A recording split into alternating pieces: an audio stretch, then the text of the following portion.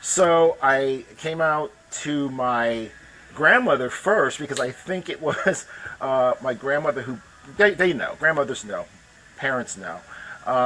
But my grandmother said something to me. She said, "You know, your mother thinks that you're gay," and my grandmother, and I guess at that point she was probably in her late 70s or 80s, and but she said, "I love you anyway," which was great. So, and then my mom and I had to talk maybe a few years after that. We're talking about maybe the late 80s.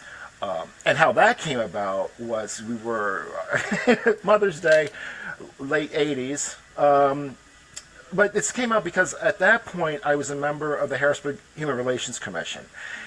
And uh, I said to her, well, you know, the way I got onto the commission, I think, was because I had to write a letter to the mayor, who's the mayor, Stephen Reed.